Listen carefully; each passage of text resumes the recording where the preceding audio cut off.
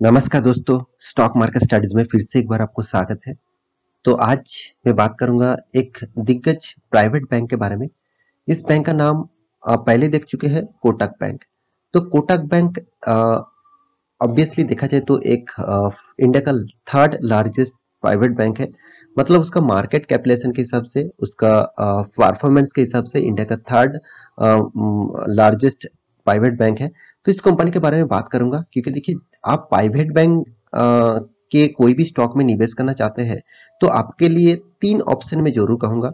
आप इस तीनों कंपनी के ऊपर ज्यादा फोकस रख सकते हैं। देखिए, और भी बहुत सारे कंपनीज है। मैं ये नहीं कह रहा हूँ कि बाकी कंपनी खराब हो गया, बाकी कंपनी टोटल डूब गया, इस तरीके से मैं बात नहीं करूंगा। मैं आपको सिक्योर जोन में आपका काम करने के लिए मैं जरूर कहूंगा आप HDFC bank, ICICI bank and Kotak bank, इस तीनों बैंक के ऊपर फोकस रख सकते हैं। तो आज मैं डिटेल्स में बात करूंगा कोटक बैंक के ऊपर है, और कोटक बैंक में जिस तरीके से काम हो रहा है, जिस तरीके से डिलीवरी उठाया जा रहा है, उसके बारे में भी बताऊंगा। और फ्यूचर क्या है इस कोटक बैंक का, उसके बारे में भी बात करूंगा। तो वीडियो को लास्ट तक देखना, और अभी तक आपने इस चैनल को सब्सक्राइब नहीं किया तो जरूर सब्सक्राइब कर लेना, क्योंकि आपको daily basis stock market information update चाहिए तो इस चैनल में बने रहिए। और एक चीज, आप डेली बेसिस इंटरडे लेवल में काम करते हैं तो उसका भी लिंक आपको नीचे मिल जाएगा। उस लिंक में जाकर आप ज्वाइन हो सकते हैं।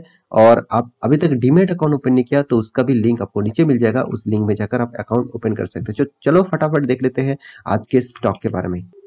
तो सबसे पहले मैं इस कंपनी के जो पिछले दिनों में जो डेटा था, जो पिछले दिनों में जो परफॉर्मेंस था, उसको मैं आपको दिखाना चाहता हूँ। तो मैं आपको एनएससी के वेबसाइट के ऊपर लेके आया हूँ। देखिए, निफ्टी के जितने सारे बैंक्स है, मतलब निफ्टी के अंदर जितने सारे बैंक्स है, टॉप निफ्टी बैंक्स जो है उसमें प्राइवेट बैंक भी है, मतलब पीएसयू बैंक भी है, मतलब पब्लिक सेक्टर बैंक भी है। तो उनमें देखा जाए तो पिछले दिनों में जो मार्केट क्लोजिंग हुआ, सबसे ज्यादा तेजी में था। सबसे ज्यादा तेजी में कौन था? कोटक बैंक। मगर कोटक बैंक का परफॉर्मेंस देखिए, पिछले दिनों में 3.5% तक तेजी देखने को मिला। 3%, 3.30% का तेजी देखने को मिला। करीबन 58 पॉइंट का तेजी आपको यहाँ पे देखने को मिला है। तो एक्चुअली में बैंकिंग टोटल फिगर दिखा दूं, जितने सारे बैंक्स है, आप 360 डेज का परफॉर्मेंस देखेंगे तो देखिए, सबसे ज्यादा पीटे हुए बैंक है वो है आरबीएल बैंक। आप खुद ही देख सकते हैं, आरबीएल बैंक सबसे ज्यादा पीटे हुए है। उसके बाद ऑब्वियसली आप देखेंगे आईडीएफसी फर्स्ट बैंक थे। और सबसे ज्यादा प्रॉफिटेबल बिजनेस कौन दिया? देखिए, फेडरल बैंक अच्छा खासा बिजनेस दिया। तो आईसीआईसीआई बैंक, इसके ये भी देखिए 22% साल में रिटर्न दिया। एसबीआई तो 36% तक रिटर्न दे चुके हैं। हाँ, आप कहेंगे सर कोटक बैंक ने तो 2% का लॉस दिया, तो फिर भी आप इस बैंक के ऊपर उतना फोकस रख रहे हैं। देखिए, आप एचडीएफसी बैंक देखेंगे तो एचडीएफसी बैंक भी 1% तक लॉसेस दिया। तो क्या इस कंपनी से निकल जाना चाहिए? नहीं, इस तरीके से गलती मत करिएगा, क्योंकि देखिए, मैं जिस कंपनी के बारे में आज बात करूंगा, कोटक बैंक, वो इंडिया का थर्ड लार्जेस्ट प्राइवेट बैंक है और कोई छोटा मोटा बैंक नहीं है। इस कंपनी का मार्केट कैप आप देखेंगे तो आपको पता चलेगा 3.5 लाख, 3.61 लाख करोड़ का मार्केट कैपिटलाइजेशन है। कोई छोटा मोटा बैंक तो नहीं है, इतना बड़ा बैंक है। और इस कंपनी के जो परफॉर्मेंस है, आउटस्टैंडिंग है। आपको मैं अभी दिखा देता हूँ। तो उससे पहले बैंक के बारे में कुछ डेटा आपको दिखा दूं। कंपनी स्टार्ट हुआ था एक्चुअली देखा जाए तो 2003 में। और यहाँ पे देखिए, कंपनी का जो टोटल एम्प्लॉइज है 2021 के हिसाब से 71,000 एम्प्लॉइज है। कोई बहुत बड़ा एम्प्लॉइज लेकर कंपनी काम कर रहे हैं। और कंपनी का जो फाउंडर है वो उदय कटाग है। तो उन्होंने ही यहाँ पे कंपनी को स्टार्ट किया और अभी भी उस चल रहा है। तो उसका सीईओ भी देखिए उदय कोटक भी है। तो खुद उन्होंने फाउंडर है और खुद उन्होंने ही सीईओ का पद में अभी भी काम कर रहा है। तो कंपनी का मैं 5 दिन का चार्ट पैटर्न कर दूं तो 5 दिन में देखिए करीबन सेम टू सेम 3% का प्रॉफिट। और एक मंथ में कंपनी का नजरिया कुछ नेगेटिव में रहेगा, क्योंकि देखिए मार्केट गिरावट हुआ था। तो मार्केट जब गिरते हैं तो सबसे ज्यादा प्रेशर क्रिएट होते हैं बैंकिंग सेक्टर, फाइनेंस सेक्टर के ऊपर। देखिए, इकोनॉमिक्स जब गिरते हैं, ऑल ओवर इकोनॉमी के, हर कंट्री का इकोनॉमी अगर जब गिरते हैं तो सबसे ज्यादा प्रेशर इकोनॉमिक्स सेक्टर में ही होगा। मतलब जितने सारे अकाउंट सेक्टर है, जितने सारे अकाउंट्स के ऊपर काम कर रहे हैं, जितने सॉरी इकोनॉमिक्स नहीं, माफी चाहता हूँ, फाइनेंस सेक्टर के ऊपर ज्यादातर प्रेशर देखने को मिलेगा। ऑल ओवर वर्ल्ड का इकोनॉमिक अगर खराब हो जाता है तो फाइनेंस सेक्टर के ऊपर सबसे ज्यादा प्रेशर क्रिएट होता है। तो इसीलिए फाइनेंस सेक्टर अच्छा खासा गिरावट देखने को मिला। 6 मंथ में देखेंगे तो करीबन 9% तक लॉसेस कंपनी दे चुके हैं।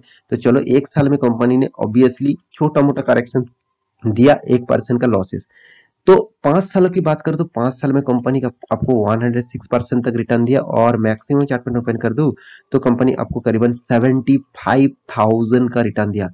कितना शानदार रैली। तो इसीलिए मैं आपको हमेशा बता के आया हूं कि करीबन 10 साल तक आप निवेश करके रखिए कोई भी अच्छा खासा कंपनी में, तभी आपको वहां से बहुत सारे फायदा मिलता रहेंगे। तो इस कंपनी के ऊपर फायदा और क्या है, और इस कंपनी में निवेश करने का मतलब फैसिलिटीज क्या है। देखिए, कोई भी स्टॉक में निवेश करने के बाद कंपनी कंपनी क्या देते रहते हैं उसके ऊपर हमेशा फोकस रहता है। तो चलो देख लेते हैं कंपनी का जो परफॉर्मेंस है उसके बारे में पहले, उसके बाद मैं एक एक करके आपको डिटेल्स दिखा दूंगा। देखिए, कंपनी के वॉल्यूम के बारे में बात करूं तो देखिए आप कितना शानदार वॉल्यूम आपको देखने को मिलेगा।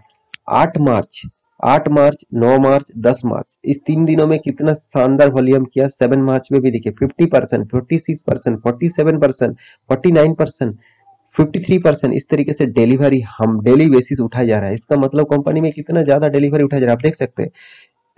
14 मार्च, 15 मार्च, 16, 17, 49, 57, 56, 50, 53, इस तरीके से डिलीवरी उठाया जा रहा है। मतलब एक अच्छा खासा डिलीवरी यहाँ पे परसेंटेज देखने को मिल रहा है उठने के लिए।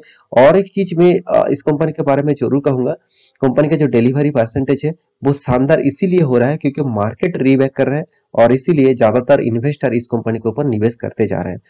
तो कंपनी के परफॉर्मेंस के बारे में बात, तो सबसे पहले जो चीज मैं आपको जरूर दिखाने वाला हूँ वो है कंपनी का रैंकिंग। कंपनी का रैंकिंग जो है वो प्राइवेट इंडस्ट्रीज में बिलोंग करते हैं, और कंपनी का जो रैंकिंग है, कोटक बैंक इंडिया का 3rd लार्जेस्ट प्राइवेट बैंक है, क्योंकि 3,60,000 करोड़ से भी ज्यादा इसका मार्केट कैपिटलेशन है।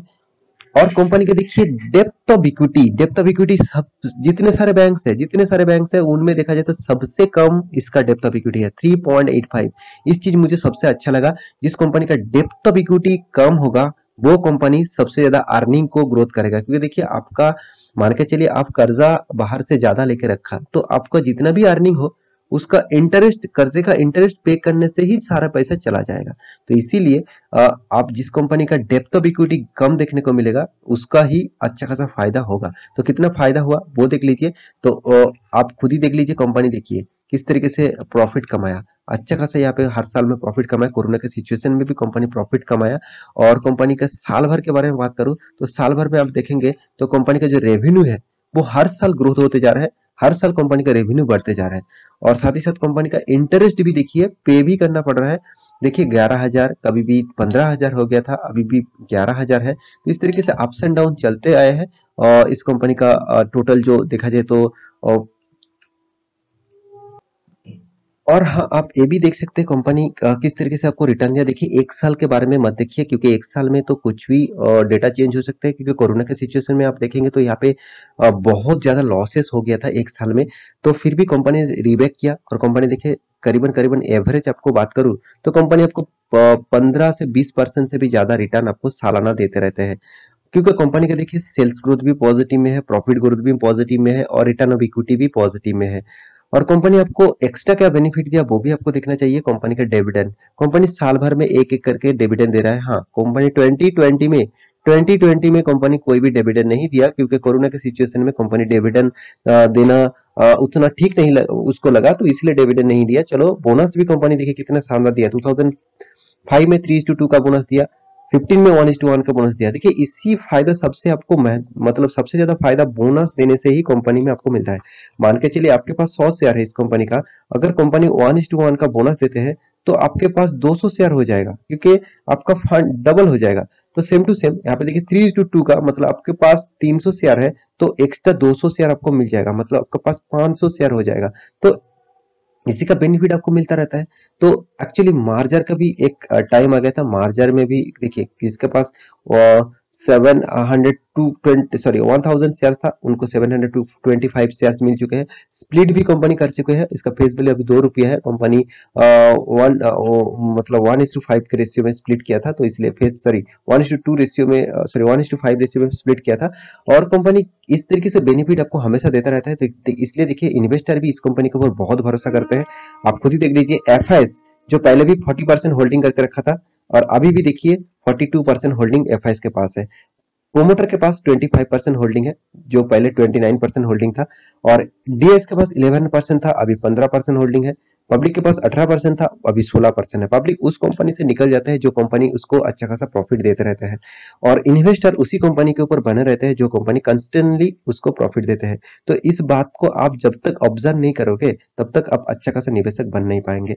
तो आशा करता हूँ इस कंपनी के सारे इन्फॉर्मेशन आपको अच्छा खासा लगा होगा। तो मेरे वीडियो अच्छा लगे तो लाइक करना, दोस्तों के साथ शेयर करना और इस चैनल को सब्सक्राइब भी करना। मिलते हैं नेक्स्ट व्लॉग लेके, तब तक के लिए अच्छे से रहिए, अपने ख्याल रखिए।